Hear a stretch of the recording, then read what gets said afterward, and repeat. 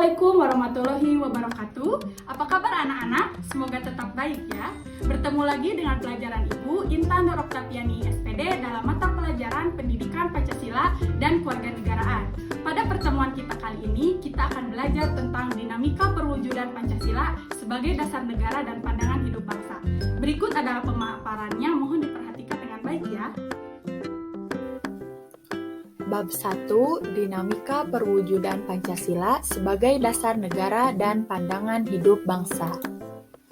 Oke, materi yang pertama yaitu penerapan Pancasila dari masa ke masa.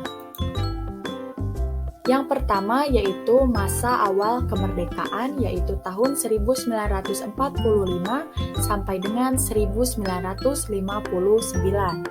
Sebagai bangsa yang besar, kita patut menghargai jasa para pendiri bangsa yang telah berhasil merumuskan dan menetapkan Pancasila sebagai dasar negara dan falsafah hidup bangsa.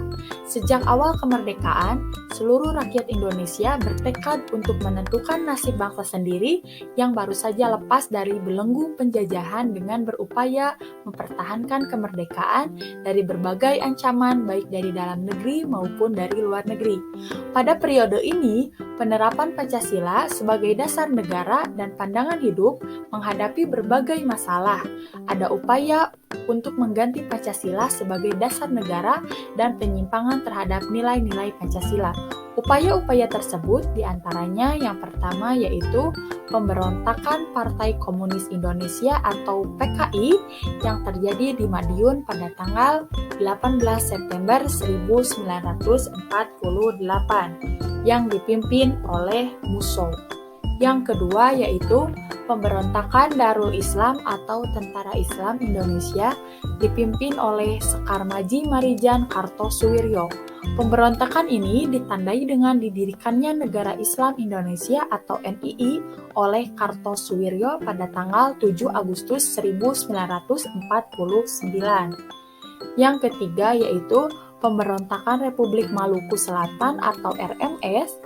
RMS sendiri merupakan sebuah gerakan separatisme yang dipimpin oleh Christian Robert Stephen Soumukil bertujuan untuk membentuk negara sendiri yang didirikan pada tanggal 25 April 1950.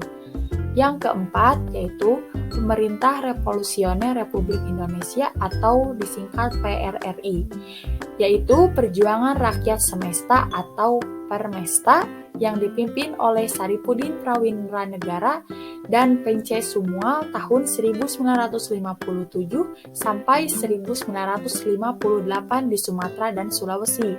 Yang kelima yaitu APRA atau Angkatan Perang Ratu Adil. Angkatan Perang Ratu Adil merupakan milisi yang didirikan oleh Kapten KNIL Raymond Westerling pada tanggal 15 Januari 1949. Yang keenam yaitu perubahan bentuk negara dari Republik Indonesia Serikat menjadi Negara Kesatuan Republik Indonesia.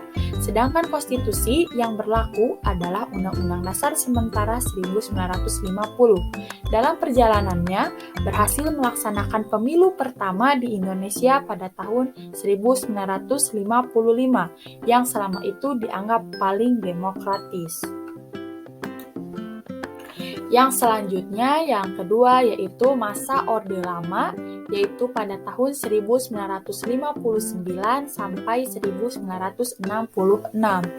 Periode ini dikenal sebagai periode demokrasi terpimpin.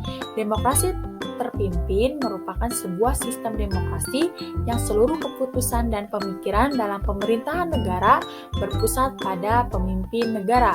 Pemimpin negara saat itu adalah Presiden Soekarno. Nah, beberapa penyimpangan terhadap Pancasila dan Undang-Undang Dasar Negara Republik Indonesia tahun 1945 diantaranya sebagai berikut.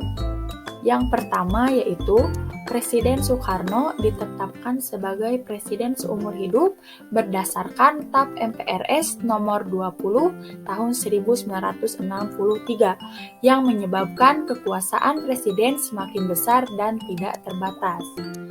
Yang kedua yaitu Presiden mengeluarkan Penetapan Presiden nomor 3 tahun 1960 tanggal 5 Maret 1960 yang membubarkan DPR hasil pemilu 1955. Dan yang ketiga yaitu Presiden membentuk MPRS yang anggota-anggotanya terdiri atas anggota DPR GR, utusan daerah, dan utusan golongan yang semuanya diangkat serta diberhentikan oleh Presiden. Yang ketiga yaitu masa Orde Baru.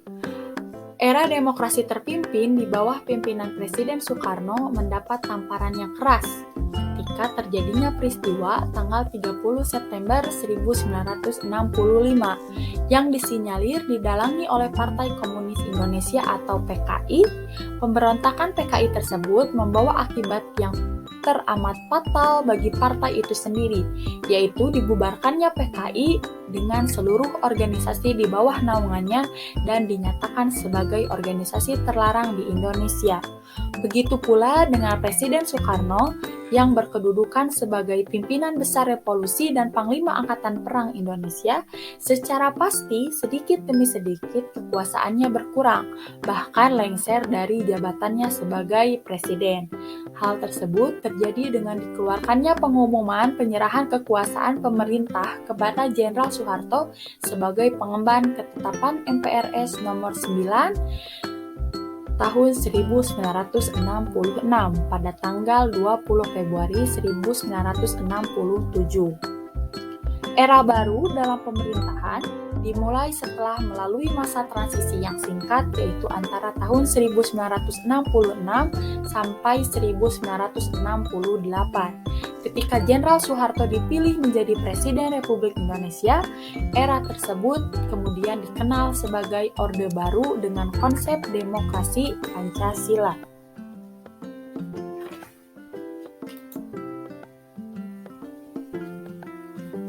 Nah, yang selanjutnya yaitu masa reformasi, yaitu dari tahun 1998 sampai sekarang.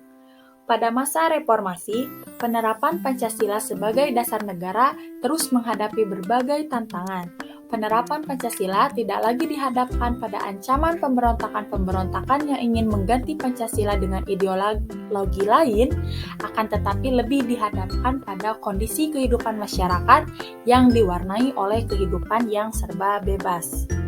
Selain itu, saat ini bangsa Indonesia dihadapkan pada perkembangan dunia yang sangat cepat dan mendasar seiring dengan berpacunya pembangunan bangsa-bangsa. Dunia saat ini sedang terus dalam gerak mencari tata hubungan baru baik di bidang politik, ekonomi, maupun pertahanan dan keamanan. Nah, selanjutnya tugas kalian yaitu isi Google Form. Ini link yang akan Ibu bagikan. Selanjutnya adalah kalian kerjakan di buku catatan 3 pertanyaan di bawah ini.